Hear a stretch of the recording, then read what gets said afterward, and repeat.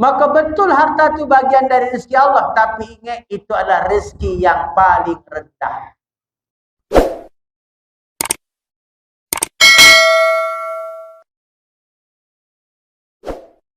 سبيل الدموع سبيل مريح تنهدى يا صاحي كي تستريح وبث الدعاء.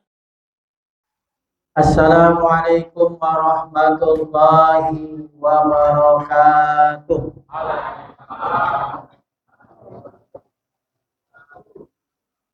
Alhamdulillahi Rabbil Alamin Alladhi an'ama alaina binikmatil iman wal islam.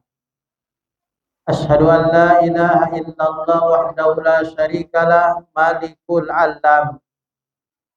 Wa ashhadu anna Muhammadan abduhu wa rasuluh al-mab'utsu ila jami'il umam. Allahumma salli ala nabiyyina Muhammad wa ala alihi wa sahbihi al-kiram. Amma ba'du. Qala Allah ta'ala fi kitabihil karim. A'udzu billahi minasy syaithanir rajim. Bismillahirrahmanirrahim. Ya ayyuhalladzina amanu taqullaha wa qulu qawlan sadida. Yuslih lakum a'malakum wa yaghfir lakum dzunubakum. Wa man yuti'illaha wa rasulahu faqad faza fawzan 'azima. Wa qala wa ma min dabbatin fil ardi illa 'alallahi rizquha. Bapak-bapak, ibu-ibu, adik-adik jamaah maghrib rahimakumullah. Bersyukur kita kepada Allah, alhamdulillahi rabbil alamin. Bersalawat kita kepada Rasulullah, Allahumma salli ala nabiyyina Muhammad wa ala ali Muhammad. Bapak Ibu rahimakumullah, di malam ini kita akan mengkaji bab tentang tauhid. Bagaimana mengimani Allah dengan nama dan sifatnya. Salah satu nama Allah itu Ar-Razzaq. Ar-Razzaq yang artinya Allah itu yang maha pemberi rezeki. Tujuan kita mengkaji ini Pak Bu, biar kita tuh semakin cinta kepada Allah.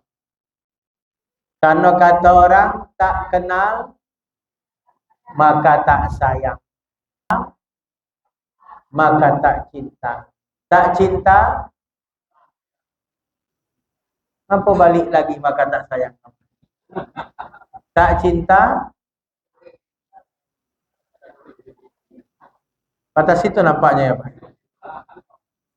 Maka menikah nampaknya kalau tak cinta. Maka Bapak Ibu yang dimuliakan oleh Allah, bagaimana kita akan cinta kepada Allah kalau tak mengenali Allah? Maka cara mengimani Allah itu mengimani Allah bukan hanya Allah secara uluhiyah, rububiyah, tapi mengimani nama dan sifat. Maka salah satu nama Allah itu Ar-Razzaq, yang artinya Allah itu maha pemberi rezeki. Sehingga kalau kita yakin Pak, bahwa Allah itulah yang menjaminkan rezeki kita. Allah itu yang menjamin segalanya untuk kita. Kenapa hidup kita kok kadang gelisah, galau kalau istilah anak muda? Karena kita menganggap rezeki itu atas usaha kita. Kita tuh kadang menomorduakan Allah, maka risau kita hidup di dunia.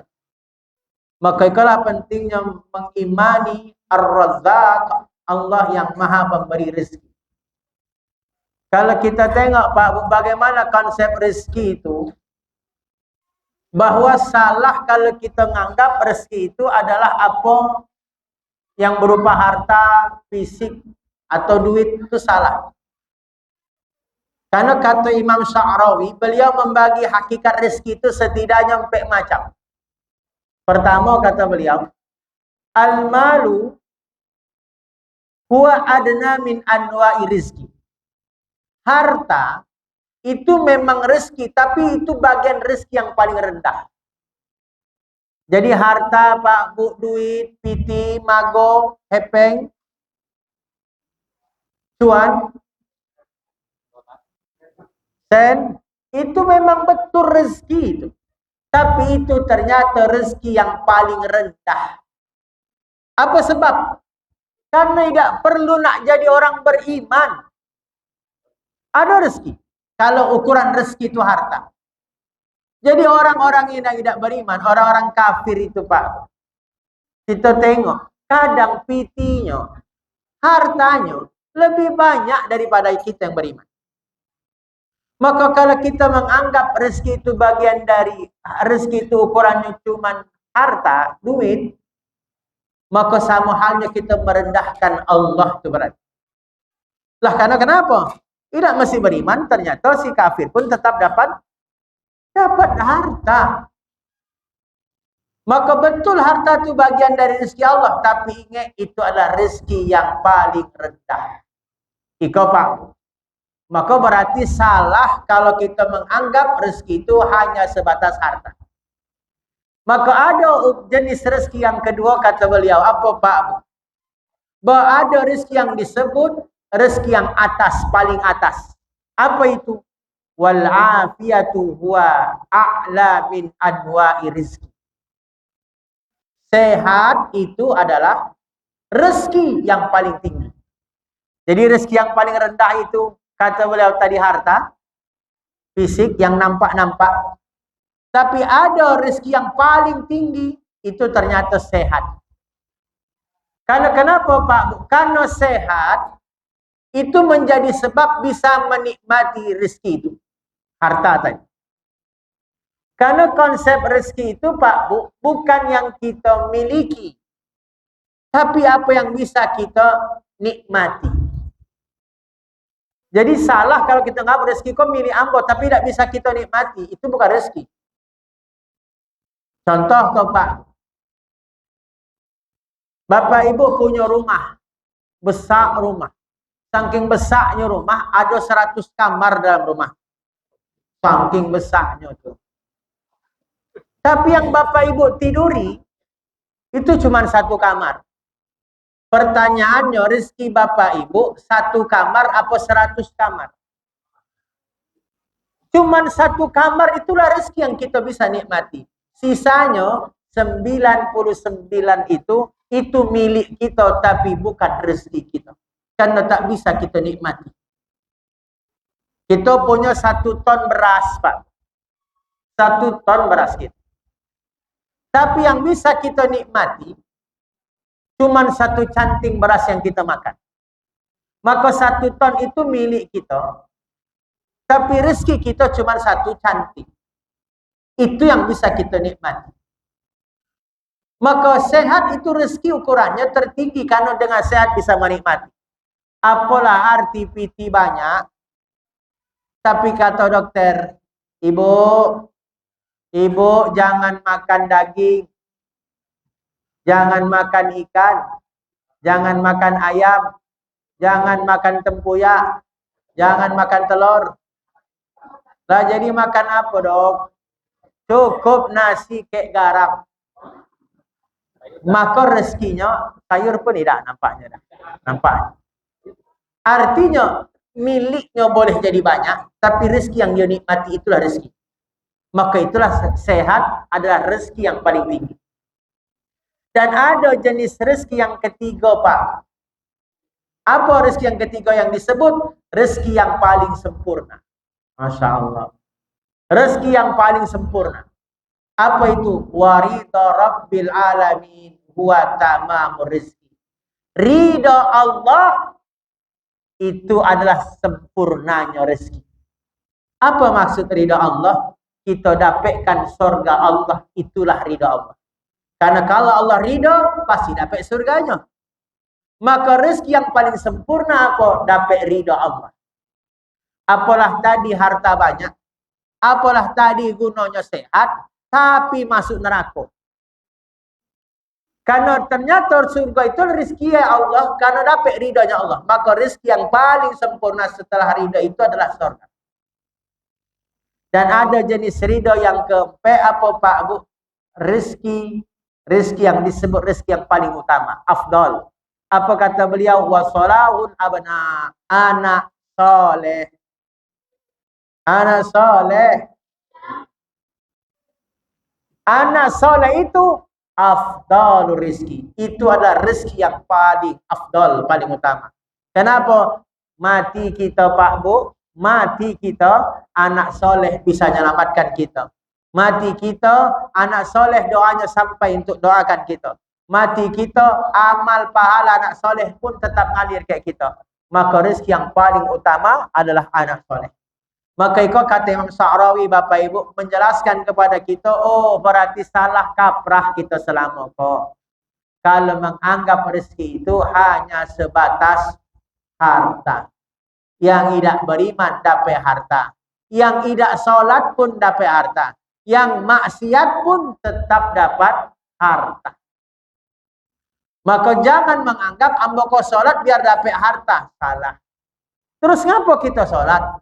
Terus ngapa kita Bapak Ibu menjaga diri jangan dosa? Biar dapat tujuannya yang paling utama. Libtigha'i mardatillah. Dapat ridha Allah. Dengan ridha Allah, maka kita dijamin dapat surganya Allah. Maka kita tengok dalam Quran dan hadis Pak. Bagaimana memahami konsep rezeki itu. Pertama dalam Quran dalilnya. Quran surat Hud ayat 6. Itu wajib kita iman. Apa kata Allah? Wa ma min dabbatin fil ardi illa 'alallahi rizquha. Apa kata Allah? Tidak ada binatang melata yang bergerak di bumi kok kecuali Allah yang menjaminkan rezekinya. Ya Allah. Ika wajib kita imani ika ayat Pak. Wajib kita imani ika ayat. Untuk buat kita tenang hidup di dunia. Karena kadang kita kalau gelisah, merasa susah, karena kita lupa yang jamin rezeki kita itu adalah Allah. Jadi Allah lah umumkan tu kayak kita. Jangankan manusia, binatang aja Pak. Binatang melata, itu Allah pastikan Allah yang jaminkan rezeki. Allah yang jaminkan rezeki. Maka kalau kita imani, kalau rezeki Allah jaminkan, maka tugas kita apa Pak Bu? Tidak usah takut kehabisan rezeki. Karena kenapa? Dalil yang kedua. Ada hadis qudsi. Ya ayuhan nas. Kata Allah, wahai manusia. Kata Allah berfirman, tidak akan ada yang mati kecuali habis rezekinya. Inna nafsa la tamuta hatta tastakmila rizqaha. Tidak ada yang bernyawa di dunia kau yang mati kecuali habis rezeki. Tadi Allah kasih tahu. Rezeki itu binatang aja Allah jaminkan rezeki. Kemudian Allah berfirman dalam hadis qudsi, tidak akan ada yang mati kecuali habis rezekinya. Rezeki yang mana? Rezeki yang Allah telah jaminkan untuknya. Rezeki yang telah Allah jaminkan untuknya. Ada orang yang salah paham ke hadis ke ayat itu. Kalau betul Allah yang jaminkan rezeki kita, untuk apa kita harus kerja? Untuk apa harus kita kepak? Untuk apa harus kita banting tulang? Untuk apa kita harus kerja keras? Kan ada orang salah paham.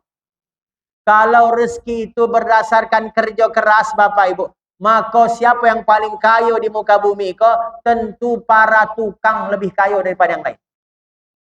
Kalau ukuran rezeki itu berdasarkan kerja kereh. Makin kereh kerjanya, makin banyak hartanya. Kalau itu ukuran rezeki, tentu para buruh rezekinya pasti banyak. Kalau itu salah kita bekerja. Kerjanya wajib. Karena kerja kita itu Bapak Ibu, kerja kita itu bentuk kita mengimani Allah yang telah jaminkan rezeki. Maka karena rezeki itu Allah yang jaminkan, tugas kita apa? Menjemput rezeki. Maka bagi orang beriman itu apa? Menjemput rezekinya. Menjemput rezekinya dengan cara apa? ikhtiarnya, usahanya. Tapi ingat, ikhtiar kita tidak jamin dapat. Tapi wajib ikhtiar. Wajib ikhtiar. Karena ikhtiar, usaha itu Bapak Ibu bentuk kita mengimani Allah. Ikhtiarnya kita. Jadi Nabi gambarkan, siapa yang bertawakal kepada Allah dengan sehaqqut tawakkuli, sebenar-benarnya tawakal, maka apa Nabi jamin? La razaqakum, maka Allah pasti memberikan kepadamu rezeki. Persis kata Nabi, seperti burung yang tawakal. Jadi ada istilah tawakal burung. Tengok Pak Bu, burung keluar dia dari sarangnya, takhudu khisaman wa taruhu bitanan. Kata Nabi, dia keluar dari sarangnya dalam kondisi perut kosong, di sore harinya balik dalam kondisi perut kenyang, berisi. Itu tawakal burung. Burung itu tak pernah takut tak dapat rezeki hari ini. Karena burung yakin Allah yang jaminkan rezeki. Maka tugas burung tawakal. Cara tawakal burung apa? Nya yakin Allah yang jaminkan rezeki. Makanya pergi jemput rezeki yang Allah jaminkan. Dalam kondisi pergi di pagi hari, perutnya kosong, kata Nabi. Itu tawakalnya. Nya yakin Allah masih rezeki. Makanya pai keluar. Dan balik wataruhu bitanan. Balik-balik perutnya kenyang. Itulah tawakal burung. Maka siapa yang tawakal kepada Allah dengan sebaik-baiknya tawakal, Allah pasti kasih, kata Nabi, la razaqakum. Allah pasti ngasih kamu rezeki. Karena konsepnya Pak, tidak mungkin Allah itu menyia-nyiakan rezeki untuk kita. Tidak mungkin Allah biarkan kita tuh mati tanpa rezeki. Tengok dari rahim mak kita Pak. Dari rahim mak kita, Allah tu apakah membiarkan kita mati dalam rahim? Tidak. Tetap hidup, dapat makan. Yang ngasih makan bukan mak. Perantaranya mak kita. Tapi yang ngasih rezeki itu siapa? Allah. Lewat apa disambung? Lewat tali pusat. Plasenta namun. Iya kan Pak Bu? 9 bulan 10 hari kita. Lewat situ Allah hantarkan rezeki untuk kita. Tidak mungkin Allah sia-siakan kita. Lahir kita Pak Bu, lahir kita. Berarti terputus tali pusat. Apakah Allah biarkan kita? Karena tali pusat dah putus. Macam mana kita makan? Lah diganti ke Allah. Kali 2. Kalau tadi cuma saluran makan tali pusat, iko diganti 2. Apa? ASI mak kita. 2 gantinya. Iya kan Pak? Apa yang tahu? 2 gantinya. Setelah itu Pak Bu, 2 tahun kita disapih. Disapih kan berhenti kita. Allah biarkan kita, tidak pacak lagi kita minum ASI mak kita. Lah disapih kita, terputus itu ASI. Allah biarkan kita rezeki? Tidak. Lah ditumbuhkan gigi kita oleh Allah. Sehingga bisa kita makan, yang tadi tidak bisa kita makan, bisa kita makan. Daging kita bisa makan, jengkol pun bisa kita makan. Air bukan hanya air ASI, segala air bisa kita minum. Bahkan dikali 4, dikali 2 tadi 2, dikali 2 jadi 4. 1 air, tadi air susu, yang kedua segala jenis air. Yang ketiga apa? Tumbuhan bisa kita makan. Yang keempat apa? Segala jenis binatang yang halal bisa kita makan. Karena ada gigi. Allah biarkan itu? Tidak. Iko Pak Bu. Sampai mati. Mati kita, Allah biarkan rezeki kita tidak. Maka ada puncaknya rezeki tadi. 4 tadi kali 2 lagi apa? 8. Apa itu 8? 8 pintu surga lah Allah siapkan untuk hambanya. Tidak Allah sia-siakan hambanya. Bayangkan Pak. Maka Allah sindir itu. Innallaha la yazlimuna syai'an walakinnan nasa anfusahum yazlimun. Sesungguhnya Allah tidak pernah berbuat zalim ke hambanya. Cuman hambanya aja yang zalim ke Allah. Mana mungkin Allah zalim kayak gitu? Tengoklah. Allah yang segalanya mahanya. Maha mengadakan kita, maha menghidupkan kita, maha memberikan rezeki kita. Tidak mungkin Allah nyia-nyiakan kita, menzalimi kita hamba. Maka kata Allah, Allah tak pernah menzalimi hamba. Cuman kata Allah, hamba Allah yang berzalim. Kita yang zalim ke Allah. Dikasih nikmat, dah bersyukur. Dikasih sehat, dah bersyukur. Dikasih rumah dekat masjid, tak ke masjid. Ya kan Pak? Jawablah Pak. Jadi siapa yang zalim? Hamba kata. Maka kalau Bapak Ibu memahami ternyata konsep rezeki itu Allah takkan pernah melepaskan hambanya dari kehabisan rezeki. Kalau habis rezeki pasti mati. Maka tadi kata Nabi dalam hadis qudsi disampaikan oleh Nabi dan Allah berfirman, "Inna nafsa la tamuta hatta tastakmila rizqa." Tidak ada yang bernyawa mati kecuali habis rezeki. Rezeki yang mana? Rezeki yang Allah jaminkan. Nabi rincikan secara detail kapan Allah jaminkan rezeki. Justru Bapak Ibu bukan kita waktu hidup di dunia. Justru masih di alam rahim mak kita dulu sekarang. Ya Allah. Kalau kita pahami kau Pak Bu, tidak akan pernah kita cemburu kayak rezeki orang. Kalau hari kau ada kita dengki kayak rezeki orang. Lemak nian tetangga sebelah. Rezekinya banyak nian, piti banyak, harta banyak, ruko banyak, motor banyak, mobil banyak, bini banyak, segalanya banyak. Padahal kita tengok solat tak pernah. Solat tak pernah, tapi piti banyak. Maka salah tadi kan Pak Bu ketika kita mengukur rezeki itu dari perkara piti. Merendahkan Allah. Merendahkan Allah. Karena kenapa? Kita tengok ada Nabi jelaskan hadis sahih Imam Muslim. Ternyata rezeki itu sudah Allah jaminkan justru sebelum kita keluar dari rahim kita. Maka kalau kita iri dengki kayak rezeki seseorang, berarti kita sedang bukan iri ke orang itu. Kita sedang iri kepada Allah yang beri rezeki. Si A kayo. Yang buat kayo si A tu Allah. Kok ya kita dengki ke si A? Berarti sesungguhnya bukan ke si A kita dengki. Ke siapa Pak? Ke Allah. Karena yang ngasih si A kayo Allah. Berarti kita sedang dengki ke Allah. Berarti kita sedang menyalahkan Allah. Berarti kita menganggap Allah tidak sempurna dalam menetapkan rezeki.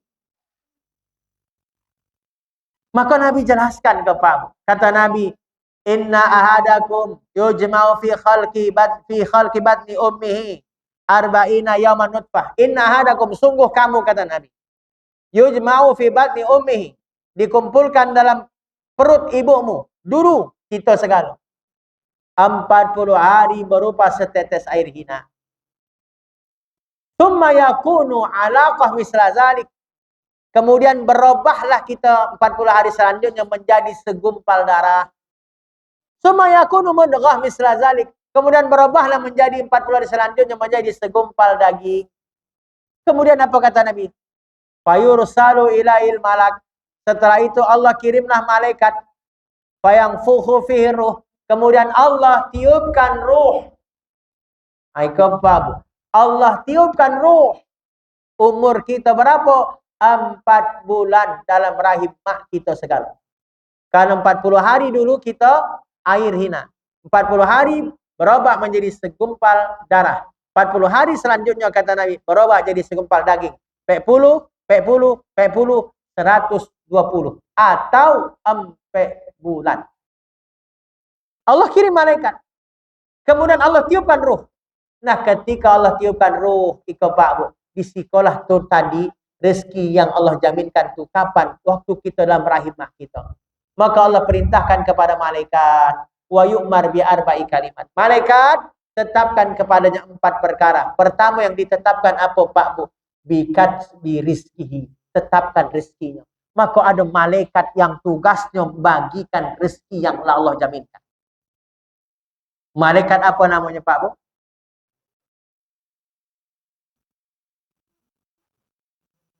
Nampaknya banyak yang golput, nampaknya gelap. Mikail. Ada malaikat yang tugasnya membagikan rezeki. Rezeki yang Allah jaminkan waktu kita dalam rahim mak kita. Maka itu kata ulama, kita tuh sebenarnya proses menjemput rezeki yang Allah jaminkan. Bukan mencari. Nah, yang masalahnya ada yang menjemput kau dengan cara sabar, ada yang menjemput dengan cara tidak sabar. Tapi rezeki itu kan Allah jaminkan. Maka yang pertama Allah tetapkan rezekinya. Yang kedua baru apa? Ajalihi, baru ajalnya. Bayangkan tuh Pak. Jadi rezeki ditetapkan, yang kedua baru ajal. Artinya kalau habis rezeki, datang ajal. Habis rezekinya, datang ajal. Oh berarti Pak Bu, kalau kita pahami kok, selama kita masih hidup di muka bumi kok, yakinlah selama itu pasti masih ada rezeki yang harus kita jemput. Kalau habis rezeki itu, mati ya Pak. Itu aja. Maka kalau kita pahami kan tidak usah takut hidup kok. Tidak usah gelisah. Tugas kita kini apa? Tawakal. Cara tawakal tadi acak burung tuh diajarkan Nabi. Keluar dari rumah, perut kosong. Balik, perut kenyang. Itu tawakal burung. Tapi tetap tawakalnya tadi, ingat Pak Bu, dalam cara yang halal. Kan yang Allah tengok tuh tadi Pak Bu, ikhtiar kita tuh, sabar ke tidak sabar. Maka Allah kasih rambu caranya. Faiza kudiyatis sholah. Kalau kau selesai menunaikan sholat. Fangtasiru fil ard. Bersebarlah di muka bumi. Bersebarlah. Oh berarti apa? Kerja bersebaran. Tapi sebelum kerja apa Allah perintahkan? Sholat. Oh, cara nak jemput rezeki itu Allah ajarkan kau tunaikan dulu sholat kau temu yang maha pemberi rezeki, baru kita bersebaran ke pasar. Berarti sholat dulu sebelum ke pasar. Jangan terbalik. Banyak orang bersebaran di muka bumi, lupa sholat. Nah itulah kadang kalau kita nganggap harus dengan tangan kita. Betul harus ikhtiar wajib. Tapi ikhtiar tak jamin. Tapi wajib ikhtiar. Maka itulah diperdebatkan oleh Imam Syafi'i ke gurunya Imam Malik Pak. Ada dialog murid ke guru. Kece Imam Syafi'i, rezeki itu didapat dengan usaha. Betul. Tadi wajib usaha ikhtiar. Innallaha la yughayyiru ma biqaumin hatta yughayyiru ma bi anfusihim. Sesungguhnya Allah tidak merubah nasib suatu kaum sebelum kaum itu mau merubah. Allah akan berikan kalau ada usaha. Maka ada rezeki lewat jalan ikhtiar. Tapi kecek gurunya Imam Malik tidak. Rezeki pun ada tanpa ikhtiar. Karena Allah pastikan wa may yattaqillaha yaj'al lahu makhraja wa yarzuqhu min haitsu la yahtasib. Siapa yang bertakwa kepada Allah, Allah jadikan jalan keluar dari masalahnya. Dan Allah beri rezeki kepadanya dari yang tak disangka-sangka. Oh, jadi ada pintu rezeki tidak pakai usaha pun Allah berikan dari jalan yang tak sangka-sangka. Maka Imam Syafi'i tidak sepakat. Rezeki itu harus usaha. Kecek Imam Malik tidak usaha pun datang rezeki. Kalau memang itu rezeki. Akhirnya Imam Syafi'i kalah, dia meninggalkan gurunya. Dia nak buktikan rezeki itu harus pakai usaha. Painya lah Pak Bu, bertemulah dengan orang yang sedang panen anggur. Maka Imam Syafi'i nolong orang yang sedang panen anggur.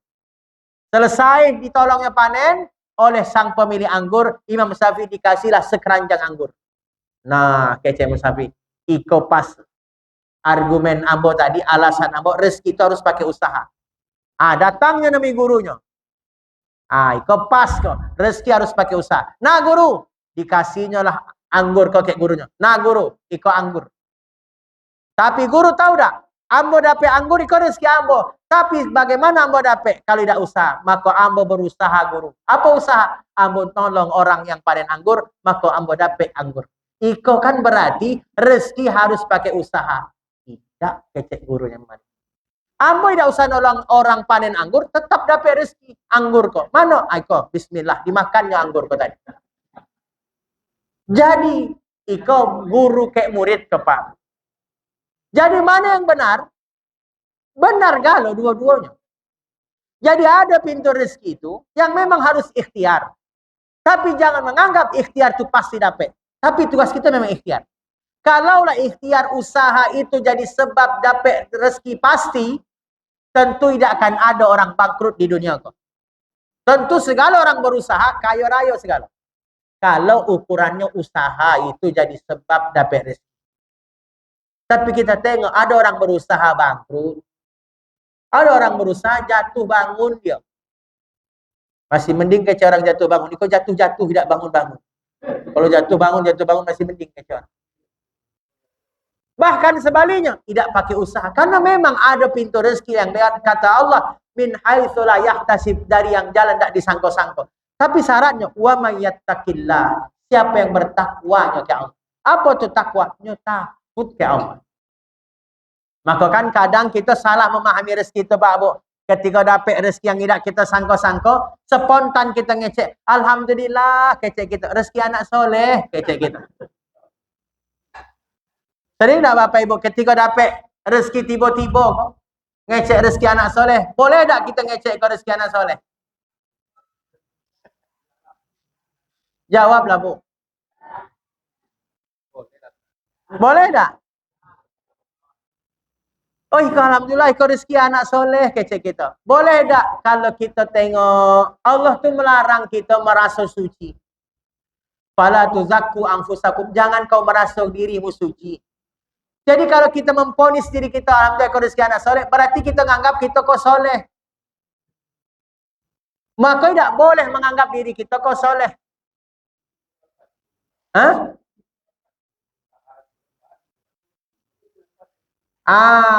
Jadi bagaimana yang tepat? Ikut rezeki Allah untuk ambo. Jangan ngecek ambo soleh. Karena ketika itu sama kita ujub. Berarti kita ujub membanggakan diri kita. Membanggakan diri. Ingat Bapak Ibu, merasa baik itu tidak baik.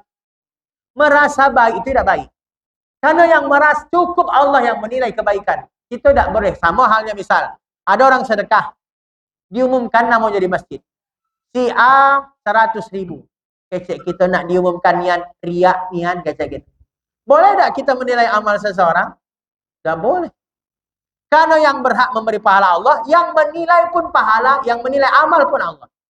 Tugas kita apa? Beramal, bukan menilai amal. Maka sama tadi, kita tuh wajib taat ke Allah. Tapi tidak boleh kita menganggap diri kita suci. Maka boleh tadi, alhamdulillah ikut rezeki Allah untuk ambo. Jangan ngecek ambo anak soleh. Kecuali kalau baknya soleh. Boleh kalau ngecek. Ikut rezeki. Tidak salah. Tapi perlu diluruskan maksudnya dah. Jadi kau Bapak Ibu, kenapa? Tidak boleh kita menganggap diri kita suci. Berarti kita sombong. Sama kayak adik-beradik sombong. Merasa baik. Maka lebih baik merasa salah. Jadi lebih baik merasa banyak dosa daripada merasa banyak pahala. Kalau merasa banyak dosa, kita akan taubat ke Allah. Tidak berani lagi nambah dosa. Tapi kalau merasa banyak pahala, tengok kita tidak akan lagi semangat untuk berbuat kebaikan. Nah, itu Bapak Ibu yang dimuliakan oleh Allah. Di antara konsep rezeki. Demikian. Kita buka, tanya jawab, dipersilahkan Pak. Ya silakan Pak. Sholat, ya.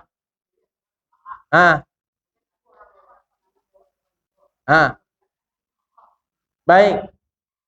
Orang sholat, lewat depan kita, apakah kita stop? Bapak Ibu memang harus di stop, tapi stopnya ada cara. Karena memang lewat depan orang sholat tu Pak Bu, kecek Nabi, lebih baiknya nunggu 40 daripada harus lewat depan orang sholat.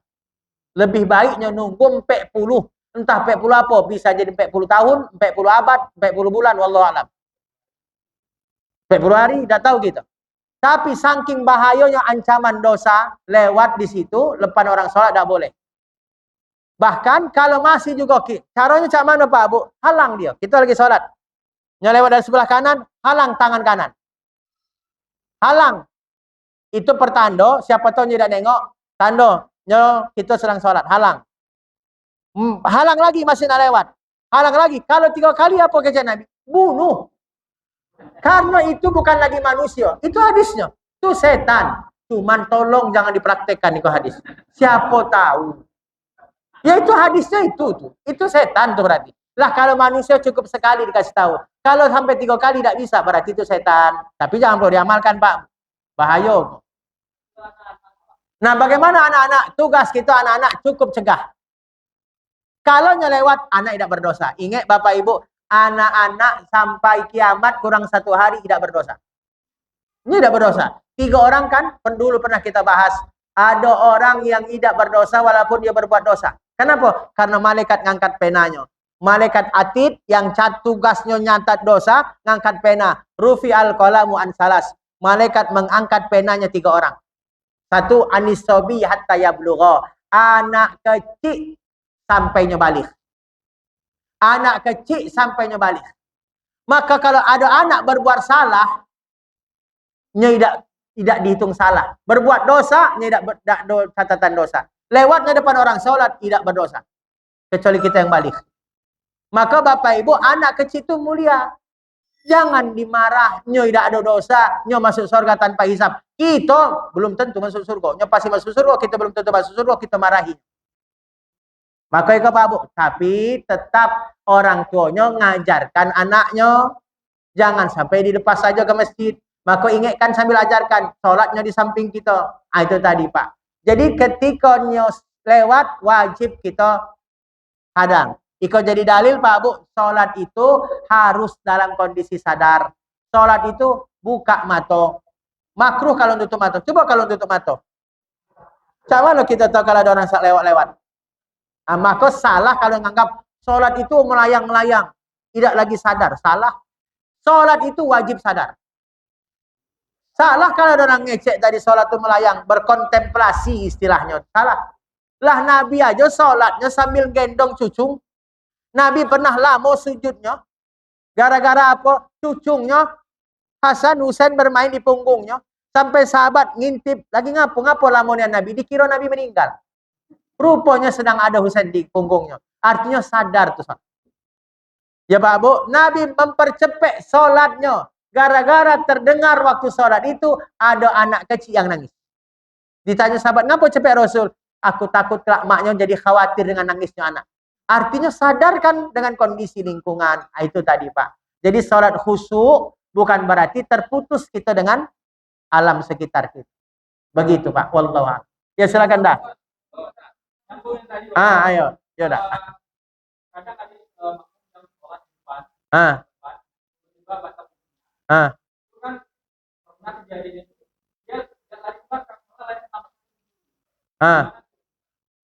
Baik.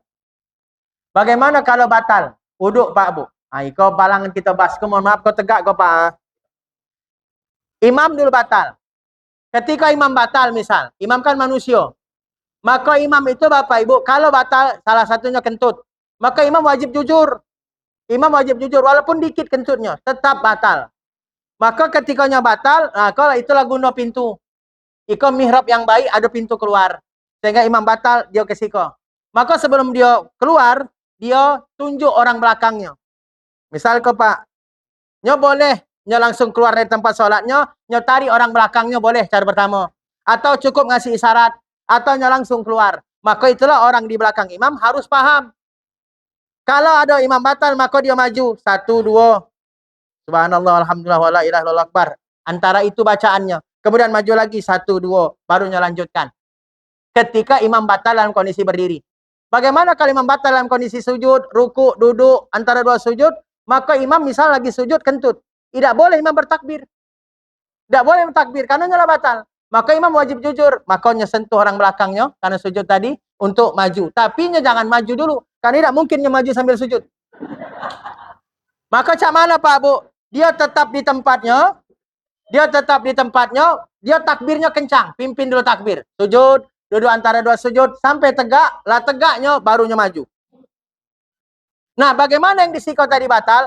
Boleh nyo keluar ke belakang, berdosa tak lewat depan orang sholat? Tak berdosa. Karena itu darurat. Termasuk boleh tak nyo lewat ke kanan kiri? Boleh, kalau memang di situ lebih dekat tempat duduknya. Tidak berdosa. Kenapa? Darurat namanya. Yang tidak boleh lewat depan orang sholat dalam kondisi tak darurat. Tak tadi kita lewat. Nah, bagaimana ikolah maju, iko kosong. Maka tadi caranya boleh. Lewat kanan boleh, ke belakang boleh. Nah, yang belakang boleh ngasih jarak. Biarnya bisa cepat berduduk. Nah, yang belakang maju lagi. Atau boleh yang kanan kiri maju. Cara ngisi saf itu prinsipnya mendekati imam. Maka kalau disiko mungkin yang disiko batal, jika kan kosong saf. Maka siapa yang ngisi? Boleh yang belakang atau boleh yang disiko. Jangan yang disiko. Kalau disiko, maka berarti yang disikonya kan jauh ke imam. Maka diko yang geser. Artinya prinsipnya nyedekati imam. Begitu tadi dah. Jadi dalam kondisi itu boleh darurat namanya. Wallahu a'lam. Ada lagi Pak Bu? Ya. Udah deh, merajuk udah. Apa dah? Kalau sholat wajib itu mulutnya tidak bergerak. Dia menyusun. Apakah sah sholat kita? Baik. Sholatnya diam, apakah sah? Berarti sholatnya silent. Ada hadis, la salata liman lam yaqra' bi Fatihatil Kitab. Tidak ada salat bagi yang tidak membaca Al-Fatihah. Disebut membaca itu, Pak Bu ingat Al-Fatihah ke rukun. Maka wajib baca Al-Fatihah. Cara membaca berarti bergerak. Itu diakui sahabat. Aku nengok Nabi baca itu bergerak-gerak janggut Nabi. Berarti mulut harus bergerak. Harus terdengar minimal anginnya, bacaannya, telinga kita sendiri. Kalau diam, berarti tidak baca Al-Fatihah. Al-Fatihah dalam hati. Al-Fatihah wajib dibaca. Karena hadisnya, la salata liman lam yaqra'. Yaqra' itu artinya membaca. Membaca terdengar suara. Suara untuk telinga kita. Jadi gitu dah. Silakan Pak.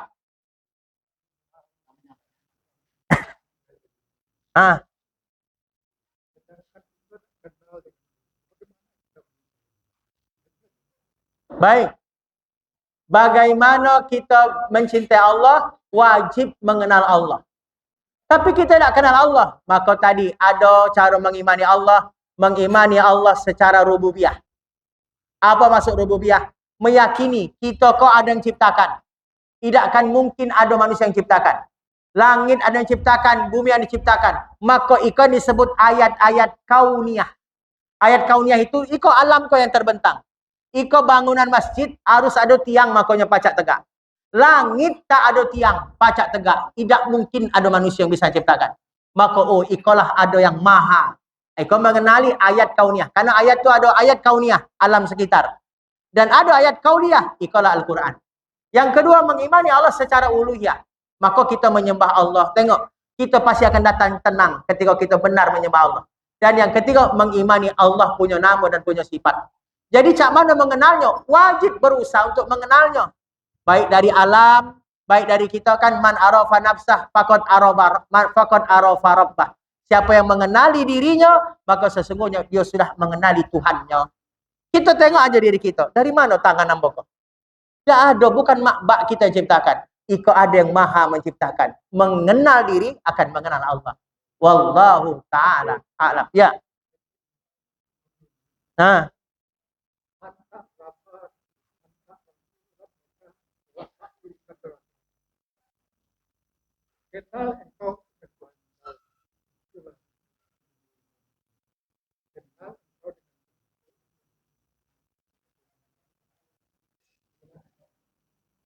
Kenal engkau? Itu yang bermanfaat. Ya itulah puncaknya ilmu. Karena Allah yang maha memiliki ilmu. Betul Pak. Betul. Jadi letak salahnya di mana?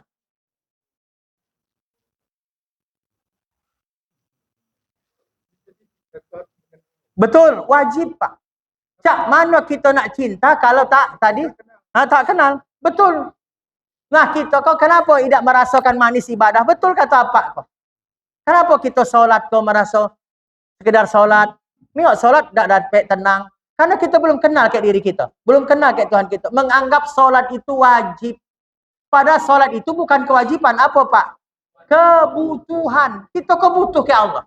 Maka ikuti cara Allah. Benar tadi. Maka puncaknya ilmu tadi mengenal Allah. Wallahu a'lam. Mau kasih tambahannya Pak. Ada lagi Pak Bu? Habis. Terima kasih Bapak Ibu. Mohon maaf lahir dan batin. Semoga menambah kecintaan kita kepada Allah. Semakin mengenal Allah, maka semakin cinta kita, takut kita kepada Allah. Kita tutup doa kafaratul majlis. Subhanakallahumma bihamdika asyhadu an la ilaha illa anta astaghfiruka wa atubu ilaik. Assalamualaikum warahmatullahi wabarakatuh. سبيل الدموع سبيل مريح تنهدى يا صاحي كي تستريح وبث